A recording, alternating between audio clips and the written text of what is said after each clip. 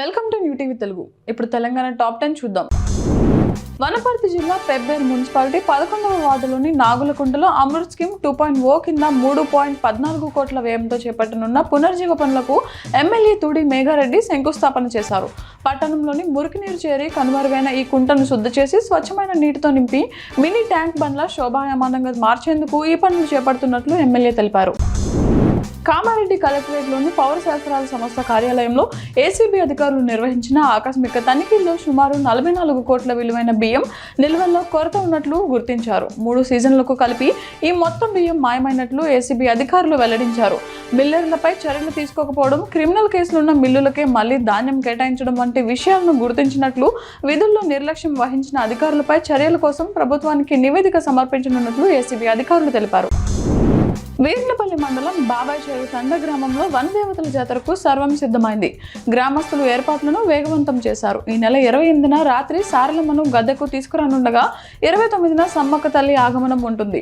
30న భక్తులు మొక్కులు చెల్లించుకుంటారు. అదే రోజు రాత్రి 31న అమ్మవార్లు వన ప్రవేశం చేయడంతో జాతర ముగియనుంది. భక్తుల సౌకర్యార్థం నీటి సరఫరా, ఇతర ఏర్పాట్లపై గ్రామ పంచాయతీ పాలకవర్గం ప్రత్యేక దృష్టి సారించింది. ఖమ్మం వ్యవసాయ మార్కెట్లో మంగళవారం మిర్చి పత్తిదారులు వెల్లడయ్యాయి. మార్కెట్ కమిటీ సభ్యుల ప్రకారం క్వింటా ఏసీ మిర్చి ధర 18,400, కొత్త మిర్చి ధర 19,000, పత్తి ధర 8,000గా నమోదైంది. గత శుక్రవారంతో పోలిస్తే ఏసీ మిర్చి ధర 200 పెరిగింది. అయితే కొత్త మిర్చి ధర 1100 తగ్గింది. పత్తి ధర మాత్రం స్థిరంగా ఉందని వ్యాపారులు తెలిపారు. హుస్నాబాద్ ప్రాంతంలో పేద విద్యార్థుల కోసం పబ్లిక్ స్కూల్ నెలకొల్పిన సీనియర్ జర్నలిస్ట్ ఫజల్ రెహమాన్ సేవలు మరువలేనివని మంత్రి పొన్నం ప్రభాకర్ అన్నారు. ప్రెస్ క్లబ్ స్ఫూర్తి అసోసియేషన్ ఆధ్వర్యంలో హుస్నాబాద్ ప్రభుత్వ బాలికల ఉన్నత పాఠశాలలో ఫజల్ రెహమాన్ వ్యాధిలో సంతాప సభ నిర్వహించారు.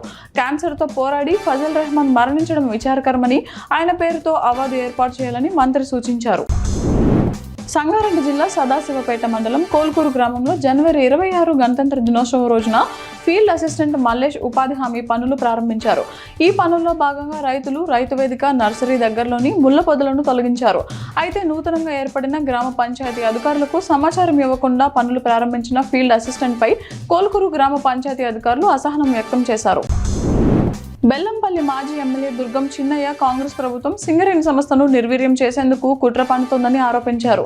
బెల్లంపల్లి టీబీజీకేఎస్ కార్యాలయంలో టీబీజీకేఎస్ ఆవిర్భావ దినోత్సవ వేడుకల్లో సెంట్రల్ కమిటీ సంయుక్త కార్యదర్శి దాసరి శ్రీనివాస్ ఆధ్వర్యంలో జరిగిన కార్యక్రమంలో ఆయన టీబీజీకేఎస్ జెండాను ఎగురవేసి కేక్ కట్ చేసి మాట్లాడారు. ఈ సందర్భంగా ఆయన ప్రభుత్వంపై తీవ్ర విమర్శలు గుప్పించారు.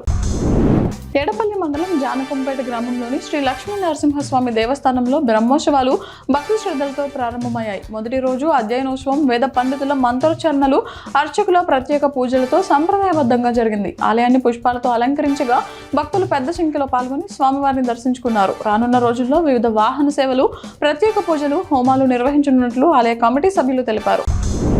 కాశీపేట 2 గని వద్ద మంగళవారం టీబీజీకేఎస్ ఆవిర్భావ దినోత్సవ వేడుకలు ఘనంగా జరిగాయి. ఈ సందర్భంగా టీబీజీకేఎస్ నాయకులు అశోక్, శంకర్ మాట్లాడుతూ సింగరేణి సంస్థలో కారుణ్య నియామకాలతో ఉద్యోగాలు భర్తీ చేసిన ఘనత మాజీ సీఎం కేసీఆర్కే దక్కుతుందని తెలిపారు. టీబీజీకేఎస్ జెండాను ఆవిష్కరించి కేక్ కట్ చేశారు. కార్మిక సంక్షేమం కోసం తమ యూనియన్ నిరంతరం పోరాటం చేస్తుందని వారు స్పష్టం చేశారు. నాగర్ కర్నూలు జిల్లా లింగాల మండలంలో విద్యుత్ సమస్యల శాశ్వత పరిష్కారానికి కృషి చేస్తున్నట్లు అచ్చంపేట ఎమ్మెల్యే డాక్టర్ చిక్కుడు వంశీకృష్ణ తెలిపారు. గోలగుండం నుండి రాంపూర్, వల్లభాపూర్ గ్రామాలకు ఏర్పాటు చేసిన 11 kV లైన్ను ఎమ్మెల్యే ప్రారంభించారు. ఈ కొత్త లైన్ ద్వారా ఆయా గ్రామాల్లో విద్యుత్ అంతరాయం ఉండదని, ప్రజా సమస్యల పరిష్కారంలో రాజీ పడేది లేదని ఆయన స్పష్టం చేశారు. ఈ కార్యక్రమంలో స్థానిక నాయకులు పాల్గొన్నారు.